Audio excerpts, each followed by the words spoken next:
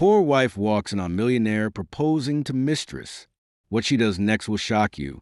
When Maria Delgado pushed open the ornate doors to the private dining room, she was expecting a quiet evening with her millionaire husband, Jacob. Instead, she found him kneeling before another woman, an extravagant ring poised between his trembling fingers. In that split second, her world shattered like delicate porcelain dropped from a great height. Emotions welled inside her: shock, betrayal, fury. But what Maria did next defied every expectation. The consequences of that decisive moment would reverberate through high society circles, revealing secret alliances, shattered trust, and a woman's quest to carve her own destiny out of the chaos her husband had unleashed. Maria Delgado had been raised to believe in the power of love.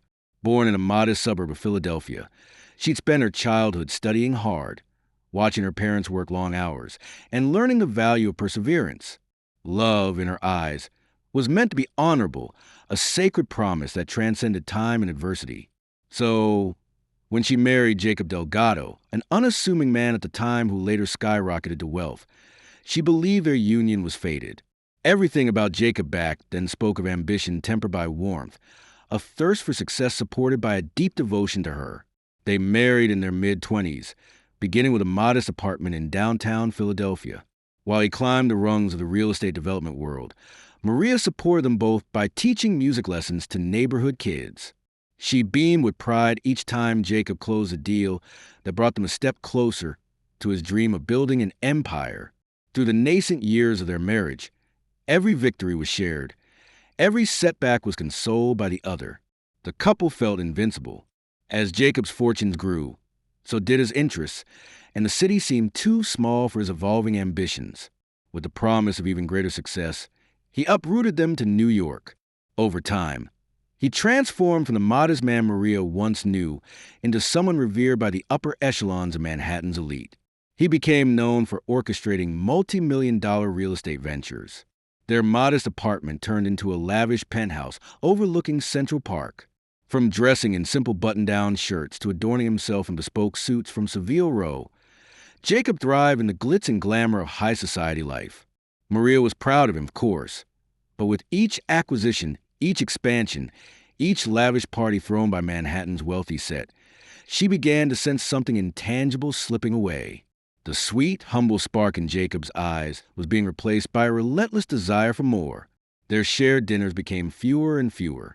Their conversations, once intimate about dreams and daily life, revolved around boardroom strategies and the constant hum of new deals. Where there was once closeness, an unspoken chasm was opening. Still, Maria was no stranger to sacrifice. She believed that a marriage demanded effort and understanding. She accepted that his time was consumed by meetings, power lunches with foreign investors, and charity galas where he networked. She made space for his blossoming empire and refused to let suspicion take root. If he was distant, she told herself it was because he was tired. If his phone rang at odd hours, it was because that was how the real estate world worked. She clung to the memory of that earnest young man who held her hand in their first tiny kitchen, dreaming of a brighter future together. But all illusions can shatter. Late one evening, after one of his countless events, Jacob casually mentioned that he wanted to take her to an exclusive restaurant the next night, Bellin. Perched high above the city, with floor-to-ceiling windows showcasing the sparkling skyline, Maria's heart fluttered. A private dinner just for them, exactly what they needed to revive their bond. She felt a spark of hope that maybe their relationship could rekindle, that the old Jacob would reemerge, if only for a night. The following day, she dressed with care in a flowing emerald green gown. She recalled how green was Jacob's favorite color on her, how he'd often say her eyes looked like precious jewels when she wore it. She left their penthouse with trembling excitement, not wanting to arrive too early, but also conscious that the invitation had felt momentous, like something significant was in store. When she reached the restaurant, an attentive maitre d' greeted her by name and led her down a corridor to a discreet, gold-trimmed door. Soft piano music flowed from within. Her heart pounded, imagining a candlelit room just for the two of them. Instead, as the door swung open, she stumbled upon a scene she could never have prepared for.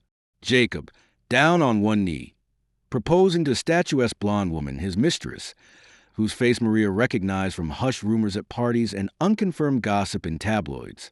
The ring in Jacob's hand sparkled like a fallen star, captured by the overhead chandelier's light. Time froze, capturing her shock, the mistress's gasp, and Jacob's horrified expression in an excruciating tableau. Maria felt dizzy, her sense of reality splintering. Memories of their simple days in Philadelphia flooded her mind. Her hands shook as she clutched the handle of the door for support. She sensed the maitre d' quickly slip away, likely to avoid the pending explosion. The look on Jacob's face rapidly morphed from romantic fervor to utter panic. How long has this been going on? Maria finally managed to choke out, voice trembling.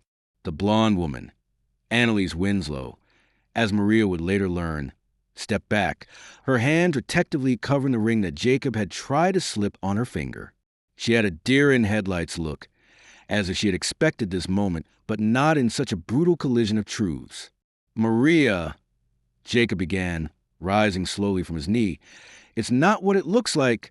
A pit of molten anger rose in Maria's chest, the anguish burned wide open by betrayal. She glanced at the ring Jacob was holding. It wasn't a tiny diamond. It was a massive rock, overshadowing the modest ring she herself had worn with pride for years. Everything about this was a sickening confirmation of what she had refused to suspect. She refused to let him see her crumble. Her eyes, brimming with unshed tears, locked onto Jacob's. "For once in your life," she said, voice trembling yet steel-edged, "tell me the truth." Jacob glanced between Maria and Annalise. Shame flickered across his expression, but only for a moment before resolve set in. In a voice that cracked, he said, "I was going to explain it after this. I never wanted you to find out this way." He was trying to speak gently, but Maria found it jarring. Here, in a lavish private dining room that cost more per meal than some people earned in a month, her husband was kneeling before another woman with an engagement ring. Her world felt false, illusions shattered like shards of broken glass. But instead of running, instead of screaming or hurling every insult she could muster, Maria inhaled. She decided then and there that she wouldn't collapse. Not now, not ever. With a composure that surprised even herself, she said, "Fine." She tugged off her wedding band, the simple gold band that had once symbolized their hopeful union. She placed it gently on the nearest table, right next to a silver platter meant for some extravagant dinner. She looked at Annalise, whose cheeks had gone pale. "Congratulations," Maria said icily. "You've caught a big fish. I hope you both choke on it." She turned on her heel, ignoring Jacob's pleas for her to wait. She walked out with her head held high, tears threatening to fall but refusing to let them out until she was out of that stifling, perfumed environment. Little did either of them know, Maria's next actions would set off a chain reaction of hidden truths, corporate betrayals, and unexpected alliances that would ultimately turn the power dynamics of their world on its head. Maria spent the night at a friend's townhouse near Gramercy Park. This friend, Jennifer Robertson, was one of the few people Maria trusted implicitly. Jennifer, a lawyer by profession, had seen far too many wealthy husbands try to con their wives out of rightful settlements. In the warmly lit living room, Maria recounted the horrifying scene. Jennifer listened quietly, her arms folded, eyes flashing indignation at Jacob's betrayal. When Maria finally finished, the tears she had held back since the restaurant began to slide down her cheeks. Jennifer promptly pulled her into a hug. "Maria," she murmured, "this is terrible, but you're not going through it alone. This time, you have to look out for yourself." Maria sniffled, still reeling. "I never thought all those business trips, all those late nights." Jennifer tightened her grip. "People like Jacob think they can have everything. The wife, the mistress, the image of perfection. You don't deserve that." Maria wiped her tears. A cold anger took root in her heart, overshadowing her sorrow. She had sacrificed too much, believed in Jacob too long. Perhaps she'd been naive, but there was no time left for self-pity. "What do I do?" she asked, gazing at Jennifer. "I'm not going to just let him throw me away." Jennifer pursed her lips, then reached for her phone. "First, we need to call Patrick Hodges, one of the top divorce attorneys in New York. You'll know exactly what to do. The Delgado Empire might have been built by Jacob, but you stood beside him every step of the way. New York law won't ignore that. For hours into the night, they planned. Jennifer explained the complexities of high-asset divorces, the myriad ways spouses try to hide money. They dissected the financial empire Jacob had built. The real estate ventures, the offshore accounts rumored by some to exist, the charity foundations that he might use as tax shelters. Maria listened, took notes, and found her heartbreak morphing into a dogged determination. If Jacob thought he could so brazenly propose to another woman, he was in for a rude awakening. The next morning, Maria woke from a fitful sleep. She rose, showered, and dressed in a simple black outfit. She stared at her reflection in the mirror, her eyes rimmed with sadness, yet also lit by an undercurrent of resolve. She thought about that shocking moment in the restaurant. It had been mere hours since her life was turned inside out, yet it felt like an eternity. An unexpected wave of curiosity washed over her. What kind of woman was Annalise Winslow beyond the honey blonde hair and designer gown? How long had Annalise waited in the wings for Jacob to propose? Maria's mind churned with possibilities. Was she manipulated by Jacob's power, or was she the manipulator? Determined to cut through speculation, Maria decided she wanted facts. She dialed a private investigator's number. Someone recommended by Jennifer, a man named Richard Pine, known in certain circles for his thorough, discreet approach. Maria remembered meeting him briefly at a philanthropic event. He'd been introduced to her as the best man to find what's hidden. If there was dirt to be dug up, Richard Pine could unearth it. Within an hour, Maria was sitting in a small, upscale coffee shop near Union Square, face to face with Richard. He was a sturdy man in his mid-50s with kind but calculating eyes. "What can I do for you, Mrs. Delgado?" he asked in a measured tone, sipping his espresso. Maria inhaled slowly. "I found my husband proposing to another woman last night," she said, voice unwavering. "I need to know everything about her background, her motivations, any skeletons in her closet." Richard set down his cup, making the slightest grimace. "I'm sorry to hear that. Cheating spouses are, unfortunately, too common in my line of work. But let's talk specifics. What do you already know about this woman?" "Her name is Annalise Winslow. I believe she's from Los Angeles, originally. She's in her mid-20s, definitely younger than me or Jacob. Rumor has it she used to be a model or maybe a socialite. I'm not entirely sure." Richard nodded, scribbling notes. "Understood. I'll compile everything I can find. Miss Winslow's finances, connections, travel history, job history, whatever might help. And I assume you also want to keep an eye on Jacob's dealings." He lifted an eyebrow knowingly. "Yes," Maria replied firmly. "I have a strong feeling there's more to this than just an affair. I want to know if he's been hiding money or if he's planning to move assets out of the country.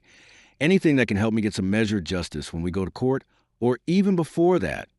Richard nodded again. "I'll be in touch soon." Maria thanked him and left, feeling that with each step, she was moving deeper into a labyrinth where she had to be the one calling the shots. She wasn't merely a scorned wife. She was becoming an orchestrator of her own destiny. By afternoon, Maria knew she could no longer avoid returning to the penthouse. She needed her clothes, her documents, her life. She braced herself for the confrontation that was inevitable. Summoning what courage she had, she took a taxi to the towering building that had once felt like a dream come true. Its gleaming marble lobby now felt foreign. She ascended in the private elevator, her heart pounding, stomach in knots. As she slid the key card and the doors to the penthouse opened, she heard Jacob's voice carrying down the corridor. To her surprise, he wasn't alone. She recognized a female voice, Annalise's. They seemed to be arguing. Maria took a moment to listen through the grand foyer. She could make out the two silhouettes in the living area.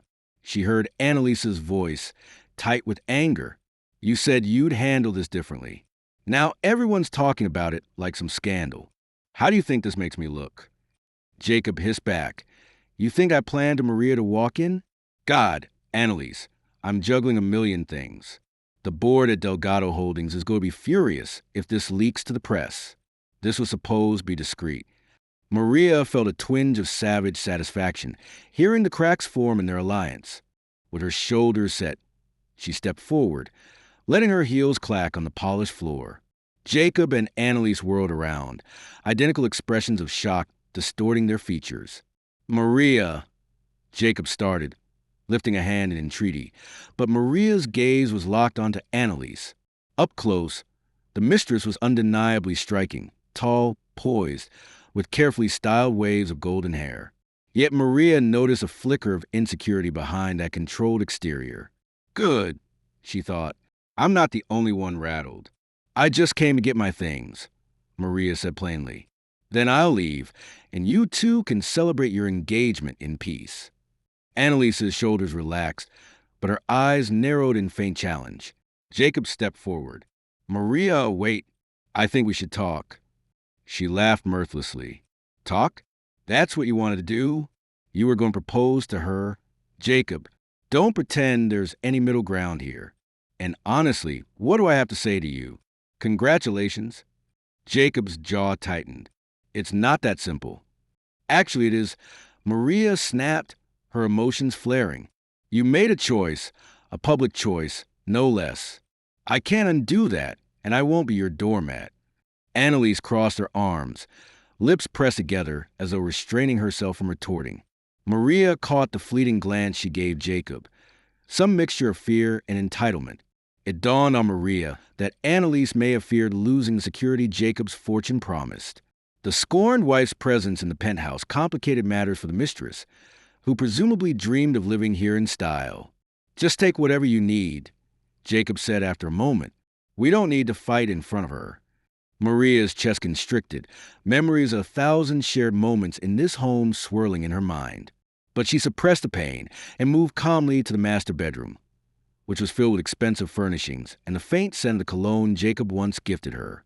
She methodically packed a suitcase with her clothes and personal items. Her fingertips lingered on a framed photo of them in front of their first store-bought Christmas tree, back in their humble Philadelphia apartment. She set it aside, not wanting to carry something so laden with nostalgia. As she re-entered the living area, she caught a glimpse of Annalise's engagement ring glinting in the afternoon light. Rage flared again, but she forced composure, reminding herself that she had a plan. Once she had everything she needed, she paused at the door, turning back to them. Jacob, she said, I've asked Patrick Hodges to represent me. If you want to avoid a scorched earth divorce, I suggest you speak to your attorney. Annalise's eyes flared at the mention of divorce. Possibly, it hammered home the reality that Maria wasn't just going to vanish quietly. Jacob's face fell. He tried to speak, but words failed him. In that charred silence, Maria left. She felt hollow but also strangely empowered. The woman who had walked in on her husband's betrayal mere hours ago was no longer the same, and what awaited her next was a labyrinth of hidden truths. Over the next week, Manhattan buzzed with rumors. The Delgado name had become a fixture of high society galas and philanthropic events. Whispers circulated through penthouse brunches, exclusive clubs, and midnight parties. Jacob Delgado had not only cheated on Maria, but had proposed to his mistress. The gossip columns ate it up. Real estate mogul's secret engagement was a headline in at least one online publication. People debated whether Maria was blindsided or complicit, whether she'd stay or go, and what the mistress was like. In the meantime, Patrick Hodges, the formidable divorce attorney, laid out a roadmap for Maria. They met in his sleek midtown office, with Jennifer present as moral support. Floor-to-ceiling windows framed the hustle and bustle of Manhattan below, as though showing a world that never slept, never paused for a heartbreak. Maria, Patrick said in a calm, almost fatherly tone, Jacob's net worth is estimated at around $700 million. We need to act fast to ensure he doesn't move assets out of reach. $700 million? Maria echoed, stunned. Though she knew the figure hovered in that range, she had watched the success balloon over the years. To hear it stated so plainly shook her. She'd never placed a dollar value on their relationship. Patrick continued, will file motions to freeze a significant portion of his assets until the court rules on equitable distribution. But be ready, his legal team will fight. Also, the prenuptial agreement, We need to see if that holds up in court. Maria's brow furrowed. We had a prenup, but it was signed before his empire expanded like this. Back then, he had almost nothing. I never thought it would come to this. Patrick flipped through documents. Yes, it's from 15 years ago, but we have grounds to challenge it if certain conditions have changed significantly or if you can prove undue influence or anything along those lines. After all, you supported him morally and even financially in the early years. Jennifer chimed in, "Don't forget about the potential hidden offshore accounts. Rumors are swirling that he might be moving investments to the Cayman Islands." Maria felt her insides twist. Every layer of betrayal deepened her resolve. Let's do whatever it takes. I don't want to be cruel. I just want what's fair. But if Jacob tries to shortchange me after all I've done to help him, then I'm ready to fight. Patrick gave a firm nod. I'll coordinate with your investigator, Richard Pine. We'll uncover any hidden income streams or suspicious accounts. In the meantime, you need to remain calm. These next few weeks will be a roller coaster. Maria exhaled. She glanced at Jennifer, who squeezed her hand. This was war, and she was prepared. Late one night, Maria's phone buzzed with a text from an unknown number. She tapped it open and saw, "I have information about Annalise. Meet me at Coldwood Cafe, 9 a.m. tomorrow. Erpe, Richard Pine." She felt a rush of anticipation. The next morning, she arrived at the cozy Coldwood Cafe, known for its artisanal pastries and discreet atmosphere. Richard sat at a corner table, leafing through a manila folder. Maria slid into the chair opposite him. "So, what have you found?" Richard leaned forward, voice low. "Quite a bit, actually. Annalise Winslow is from Los Angeles. That much is true. She started off as a pageant contestant in her teens, then moved into small-time modeling gigs, mostly promo events. After that, she tried to break into Hollywood. She had a few minor roles, nothing significant." Maria listened intently as Richard continued. "She married briefly at 19 to a man named Parker Bloom, an older talent manager. The marriage lasted less than a year, and she walked away with a sizable alimony settlement. Allegations of emotional abuse from both sides, but nothing proven. After that, she moved to New York around 3 years ago. She's been living in high-end apartments, though it's unclear how she's been affording them." "So, she's a gold digger," Maria muttered, disgust curling in her stomach. Richard shrugged. "She's adept at finding wealthy men, that much is clear. And from phone records I accessed, it seems she was seeing Jacob for at least a year, before you caught them." Maria's chest clenched. A year. She felt her hands tremble momentarily. For a year, her husband had been living a double life. "Go on," she prompted, forcing composure. "Her finances are shaky. She maintains appearances, but she's leveraged with credit card debt, living off gifts from older boyfriends. I also found something else. Some suspicion that she was previously connected to a money laundering scheme, though nothing concrete enough for an arrest. She's cunning. She knows how to navigate the wealthy circles and keep her secrets hidden." Maria's mind spun. She pictured Annalise draped on Jacob's arm, whispering sweet words to him while systematically securing her future with his money. This was no mere fling. This was a calculated move by an opportunist. It didn't absolve Jacob. He was equally to blame, a grown man who should have seen the red flags, but it changed how Maria viewed the dynamic. "How can I use this information?" she asked. Richard folded his hands. "Your legal team can introduce this as evidence that Annalise might be pushing Jacob to move assets, or that she might have a questionable background that affects the case. While it doesn't directly influence your divorce settlement, it can shed light on Jacob's credibility and motives." Maria nodded slowly. "Thank you, Richard. This is incredibly helpful." She closed the folder, feeling her spirits lift for a moment. This was more than just heartbreak now. It was a mission to protect herself from two cunning players. She had let love blind her to Jacob's changes, but she would not let it blind her to her own future. While the divorce proceedings were set in motion, Jacob Delgado faced a crisis of his own.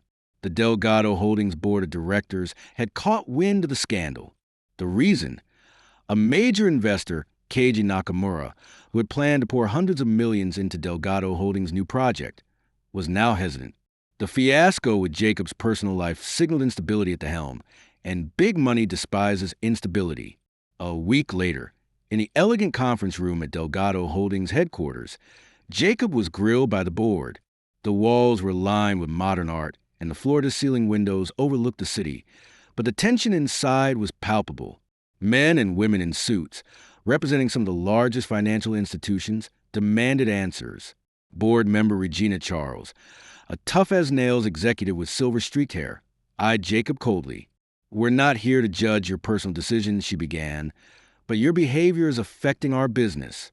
Mr. Nakamura is spooked. He stalled negotiations because he doesn't like the negative press associated with your, shall we say, public affair. Jacob attempted a confident posture. "We can handle this," he said. "Nakamura's concerns are about the stability of the company. I can assure you, Delgado Holdings is stronger than ever." Regina's sharp gaze didn't waver. "Your wife, Maria Delgado, has been a visible figure at charitable events linked to this company. She was involved, albeit unofficially, in several philanthropic partnerships. Her departure in such a scandalous way raises questions. We need to ensure no crisis of confidence escalates." Jacob felt his insides tighten. The narrative was twisting. Maria was no longer just his wife. She was an extension of the brand he had built. He stifled the desire to lash out at the board's insinuation that his personal life was fair game. Instead, he insisted, "I'm working on controlling the narrative. We'll handle the press. And as for Maria, once the divorce is settled, we can present a unified, amicable front." Regina's lips formed a thin line. "Jacob, we hired a PR team. They've strongly advised that we do damage control before the next shareholders' meeting. That might involve statements from both you and Maria. Something to quell rumors of a messy divorce that could sabotage investor confidence. Besides, have you considered the ramifications if Miss Delgado takes you to the cleaners financially?" Jacob's frustration peaked. "I have attorneys for that," he snapped. "We'll handle it." The rest of the board members exchanged looks. One of them, Arnold Powell, tried to lighten the tone. "Look, we just need reassurance that Delgado Holdings won't implode from a personal scandal. If you can't get it under control, we might have to explore leadership changes." That was the ultimate threat. A coup at his own company. Jacob forced a smile that didn't touch his eyes. "There will be no need for that. Trust me." As the meeting adjourned, Jacob was left alone for a moment. His reflection in the glossy surface of the boardroom table looked older, more stressed. He thought of Maria's eyes the last time he saw her, brimming with betrayal. Then he thought of Annalise, upset with the negative attention. For the first time, he questioned if the precarious web he'd spun was worth the cost. But it was too late. The avalanche had already begun. In a twist that neither Maria nor Jacob could have predicted, help came from an unexpected quarter. Jacob's estranged sister, Daniela Delgado. She had parted ways with the family years earlier after disagreeing with Jacob on a major business decision that led to a bitter falling out. Since then, Daniela had built her own path, creating a successful interior design firm. She'd always admired Maria's kindness from afar and held contempt for Jacob's ruthless ambition. Out of the blue, Daniela reached out to Maria. She called one evening while Maria was reviewing documents with Jennifer. "Maria, this is Daniela, Jacob's sister." Maria's initial shock shifted into curiosity. "Yes, Daniela, I remember you. We haven't spoken in ages." "Look," Daniela said, "I heard about what happened. I don't blame you if you don't want to talk, but I have information about a couple of major real estate deals Jacob's been working on, things that might be relevant to your divorce. If you're interested, meet me at the Silverwood Lounge tomorrow night at 8. Maria hesitated. Jacob had mentioned Daniela only rarely, and it was always laced with bitterness. Yet something told her Daniela might be sincere. "I'll be there," she said, surprising even herself. The next night, Maria walked into the Silverwood Lounge, a chic bar with velvet drapes and soft jazz music. Daniela, a petite woman with sharp features, waved from a corner booth. She wore a stylish black suit and maintained a guarded expression. "Thank you for meeting me," Daniela said, offering a polite nod as Maria sat down. Maria studied Jacob's sister. I'm surprised you reached out. Jacob never said good things about you. Daniela smirked. Likewise, he painted you as the obedient wife who turned a blind eye to his shadier deals. But I knew that wasn't you. We might not have been close, but I always saw your kindness. Now, about his real estate dealings. She opened her handbag and pulled out a USB drive. These are documents that point to a series of shell companies linked to Delgado Holdings. I suspect he's been funneling money offshore. Years back, he tried to get me to help launder funds through interior design contracts. I refused, and that's partly why we fell out. He threatened me to keep quiet. Maria's eyes widened. She carefully took the USB drive. If these documents were legitimate, they could be a game changer. Why help me now? Daniela's eyes flickered with something akin to regret. Because Jacob's arrogance has gone too far. He's forgotten family, loyalty, and moral boundaries. If he wants to destroy you, the one decent aspect of his life, I won't stand for it. And, to be transparent, I want him to face consequences for all the times he's bullied and blackmailed anyone who stood in his way. Maria tucked the USB drive into her purse. She studied Daniela carefully, tried to gauge sincerity. Thank you, she said eventually. I'll have my lawyer look at this. I appreciate your honesty. Daniela gave a single nod. Just be careful. He'll retaliate if he feels cornered. Jacob Delgado is still my brother, and I know what he's capable of. Fear nudged at Maria's heart, but it was overshadowed by her determination. She swore to herself that she wouldn't let fear rule her anymore. Jacob had shattered her trust and flaunted his betrayal in a way that threatened her entire future. She wouldn't stand idly by. While Maria gathered information, Annalise Winslow was not idle. She realized Jacob was in a precarious position.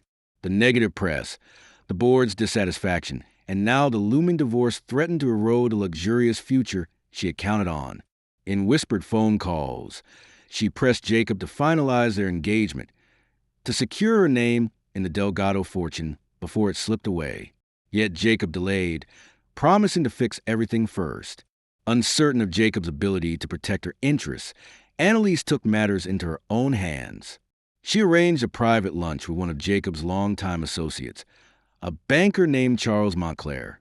He was known to handle offshore transactions for Delgado Holdings. At a chic bistro on the Upper East Side, she met Charles in a secluded corner. "Jacob trusts you, right?" she asked, swirling her wine glass. She wore a designer dress, exuding confidence, even though her heart pounded with nerves. Charles nodded slowly. "We've done business together for years." Annalise leaned forward, letting her voice drop to a conspiratorial whisper. "Good, because I want to guarantee that if things go south, I'm protected." Charles raised an eyebrow. "That's a tall order." Jacob keeps his financial dealings close to the vest. A sly smile tugged at Annalise's lips. "I'm sure he does. But I also know Delgado Holdings is possibly moving money in ways that aren't entirely above board. If you help me get a piece of the pie, quietly, I'll make it worth your while. I have connections in LA that might interest you." Charles swallowed. He was no stranger to morally dubious requests. But this was bolder than most. Still, money talked. "What do you propose?" "I propose you set me up an offshore account, a small percentage of whatever Jacob moves. I don't care if it's $1 million or $10 million, as long as I have something to fall back on. In return, I'll keep my mouth shut if the authorities come knocking." Charles looked uneasy. He glanced around to ensure no one was listening. "This could be risky, but I'll see what I can do." Annalise nodded, leaning back with smug satisfaction. She felt a thrill at the prospect of securing her own fortune. She was tired of waiting for Jacob to deliver. If he was going to let his empire crumble, she'd salvage what she could. The divorce proceedings accelerated under the scrutiny of Patrick Hodges. Jacob's lawyers tried every trick in the book. They argued that the prenuptial agreement limited Maria's entitlement to a fraction of the current fortune. But Patrick introduced evidence that Maria's early support had directly facilitated Jacob's meteoric rise. Financial experts testified about intangible contributions, spousal support, and the validity of a prenup signed under potentially misleading circumstances. Behind closed doors, settlement negotiations were intense.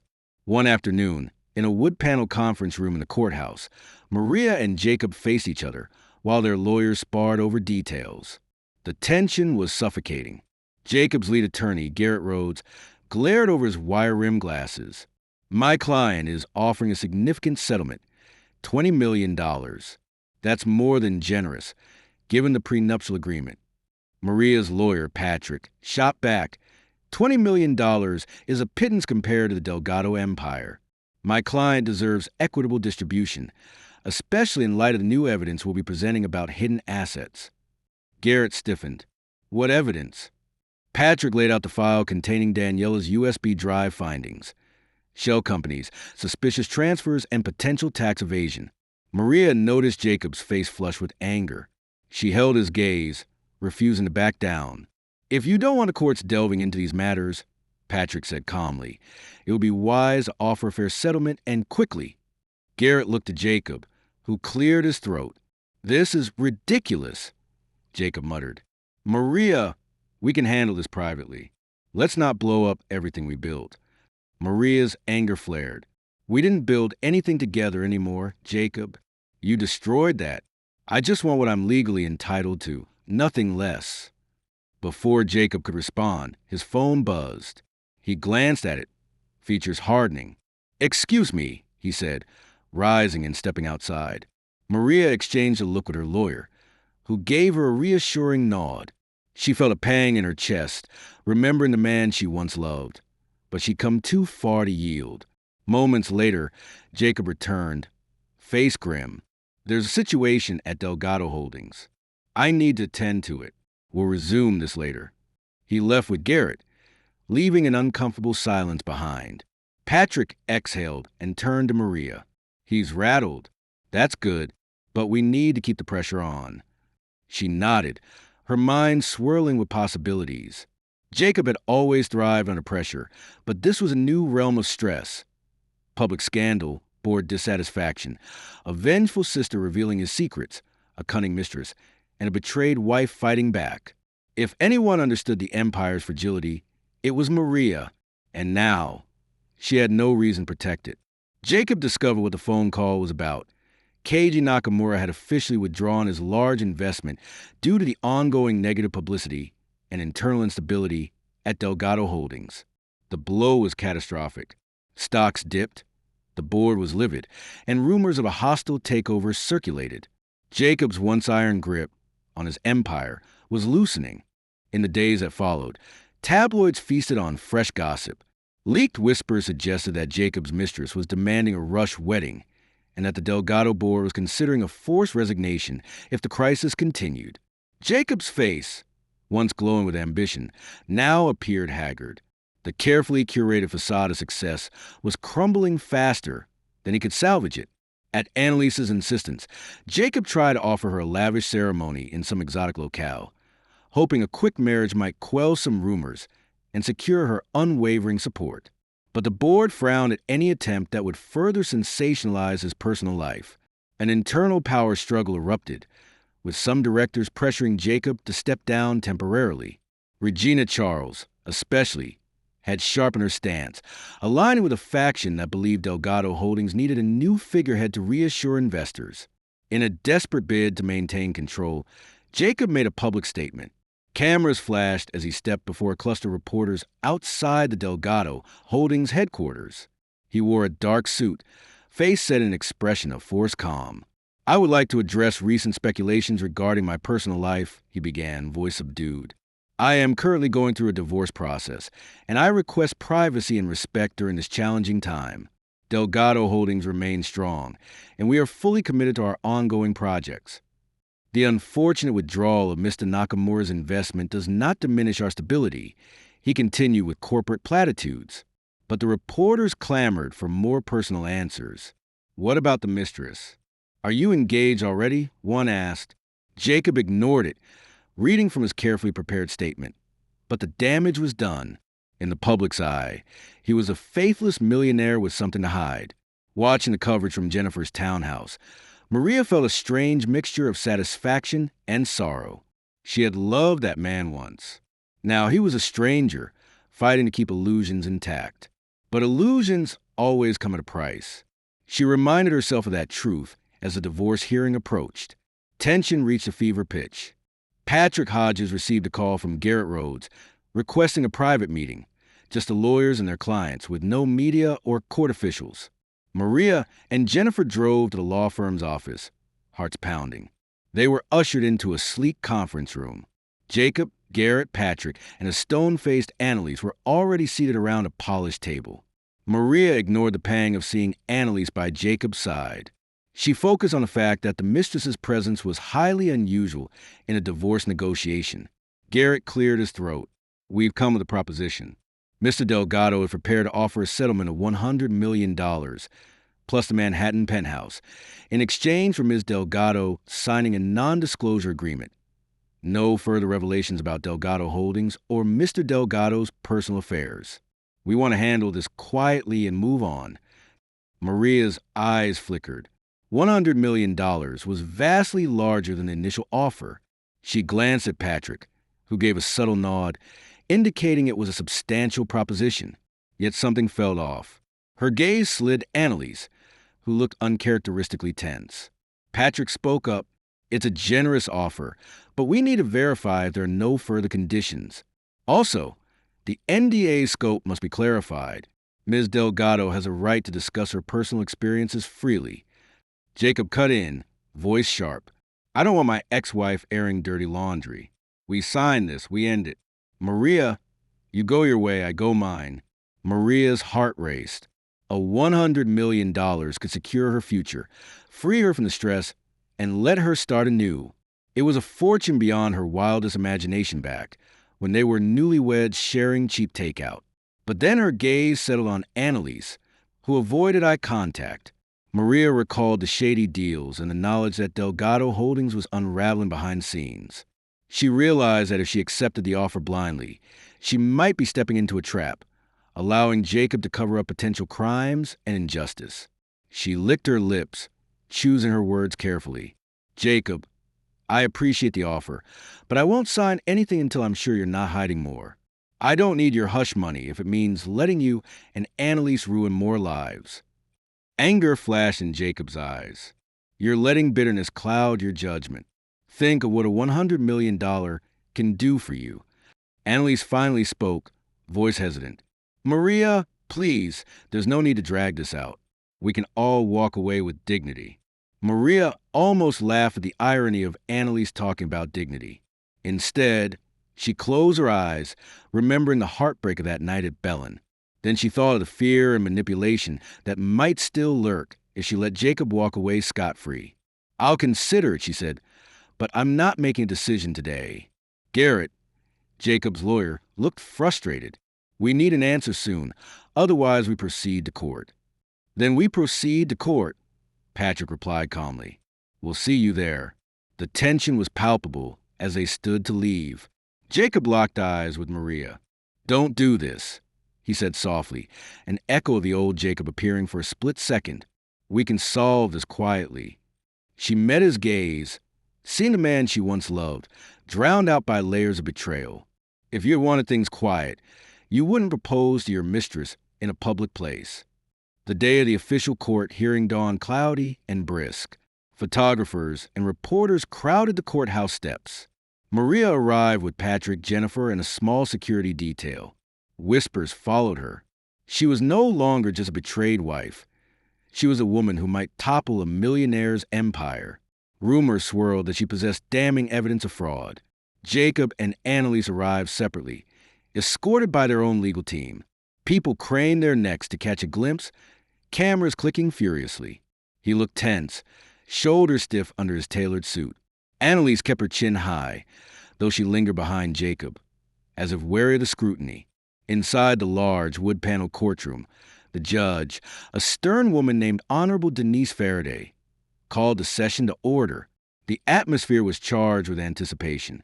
On the surface, it was a high-profile divorce, but in reality, it was a battleground for corporate secrets, personal vengeance, and heartbreak. Patrick presented Maria's case with meticulous detail. Her contributions to Jacob's early success, the suspicious financial maneuvers uncovered by Daniela and Richard Pine, and the emotional distress caused by Jacob's public betrayal. Garrett rebutted by citing the prenup, painting Maria as vengeful, seeking more than she deserved. Midway through proceedings, Patrick introduced a surprise witness, Daniela Delgado. She stepped forward, looking poised and determined. Her testimony about Jacob's shell companies, backed by email chains and financial documents, sent waves of shock through the courtroom. The tension climbed higher when she revealed that she had confronted Jacob years ago about money laundering allegations, which he had vehemently denied. When cross-examined by Garrett, Daniela stayed firm. "I have no reason to lie," she said quietly, "other than to expose wrongdoing. My brother has threatened me, but I won't be silent anymore." A murmur rippled through the crowd. Jacob's face was a mask of barely contained fury. For Maria, hearing Daniela stand up for the truth was both validating and heartbreaking. This was the family she once thought she had. Then it was Annalise's turn on the stand. She was visibly nervous, glancing repeatedly at Jacob for reassurance. Under Patrick's probing questions, she admitted to the affair, to Jacob's promises of marriage, but denied any knowledge of financial misconduct.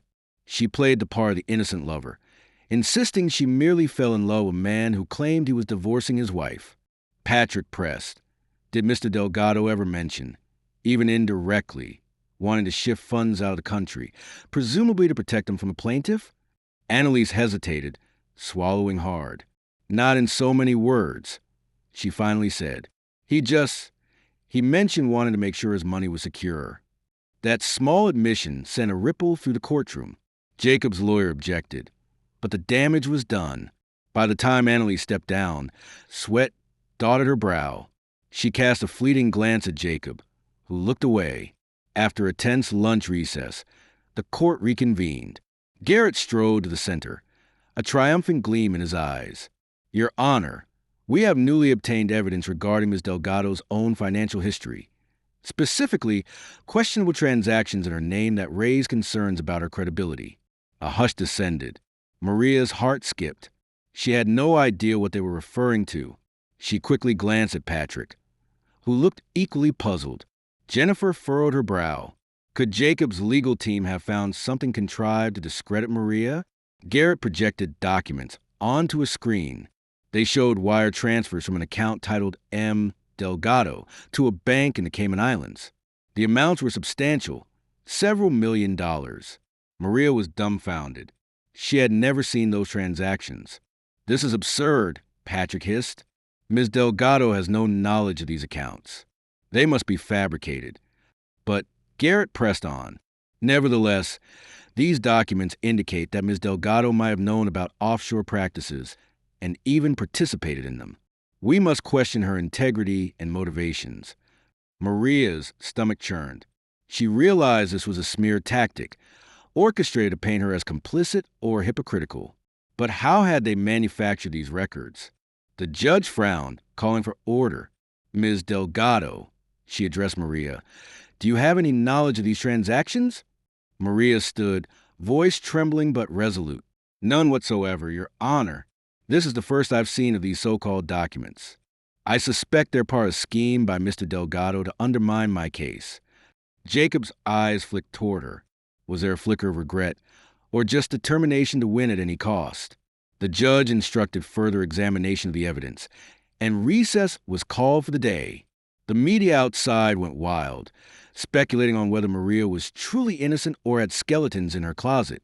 That evening, as Maria regrouped with her team, she tried to steady her nerves. Jennifer cursed Jacob's low blow. Patrick immediately launched an investigation into the suspicious documents, suspecting they were forged or manipulated. Meanwhile, Maria's phone buzzed with a text from Richard Pine. "Meet me at my office tomorrow at 7 a.m. I might have found something that can flip this around." Tension thrummed within her. She realized that she was dancing on the edge of a high-stakes game, one where illusions could be crafted and destroyed in an instant. She also sensed that, if she didn't play her cards right, she could lose everything. The next morning, Maria arrived at Richard Pine's unremarkable office building in Chelsea. In a modest but tidy workspace, he greeted her with a firm handshake. On his desk, he had a laptop open to a complicated spreadsheet of IP addresses and account details. I suspected those documents introduced in court were forged, he began without preamble. So I did a deep dive into the digital metadata of the wire transfers. Every time a wire transfer is done, there's an electronic fingerprint. Long story short, the documents we saw in court have anomalies that suggest they were fabricated. Maria felt a surge of relief, but also anger at Jacob's treachery. So it's definitely fake? Richard nodded. Yes, and I have proof. The IP addresses associated with these transactions trace back to a shell company that's linked to Delgado Holdings. The digital watermark indicates the documents were created using a specific software license registered to that same shell company. In simpler terms, it was an inside job. Maria exhaled, tension draining from her shoulders. She wanted to hug Richard, but settled for gripping his arm. This is exactly what we need. With this, we can prove they tried to frame me. Richard offered a faint smile. Be careful. Jacob's cornered, and cornered people can be unpredictable. But yes, this should be enough to dismantle their smear campaign. Armed with this new evidence, Maria returned to the courthouse. Patrick introduced Richard Pine's findings, systematically debunking the false documents. The judge was furious at the apparent attempt to mislead the court. Garrett stammered that they'd obtained the documents from an anonymous source and had no knowledge of the forgery.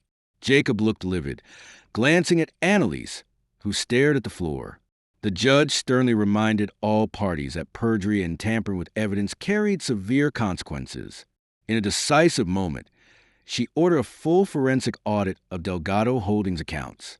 That spelled disaster for Jacob, who had spent years carefully disguising questionable dealings. It was a final straw that cracked his empire's shell wide open. When the courtroom resumed, Maria's legal team presented ironclad evidence that the so-called Cayman Islands bank statements in her name were forged. Metadata traced them back to a shell company tied to Delgado Holdings, proving Jacob's team had fabricated documents to discredit her. Furious at the deception, the judge ordered a comprehensive forensic audit of all Delgado Holdings accounts.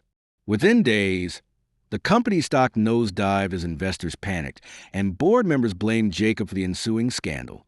Facing mounting pressure, they forced him to step down as CEO, leaving him humiliated and struggling to salvage his reputation. Simultaneously, Maria's divorce proceedings reached a turning point.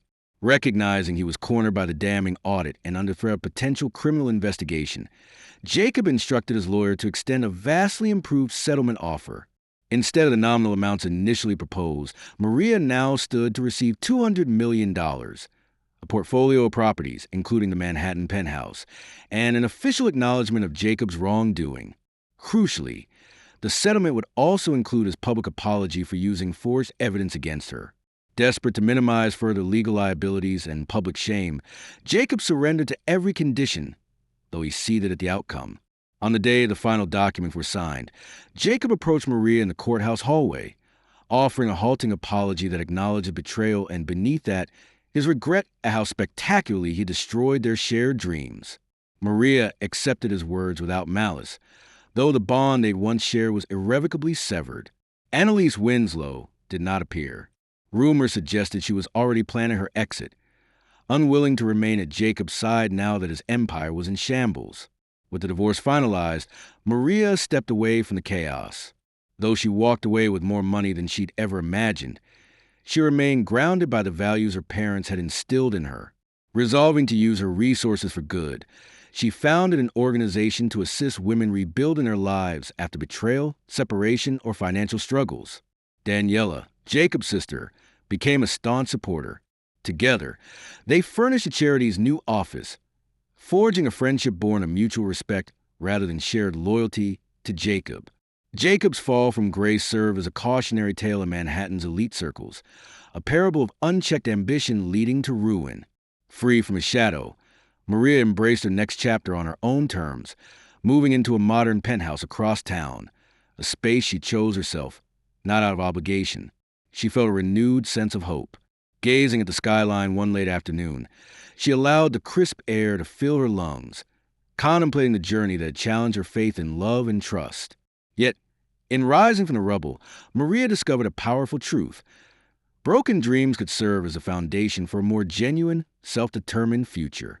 In the end, she transformed a devastating betrayal into an unbreakable will, resolved to live fully and authentically. Her story, an enduring testament to resilience and renewal.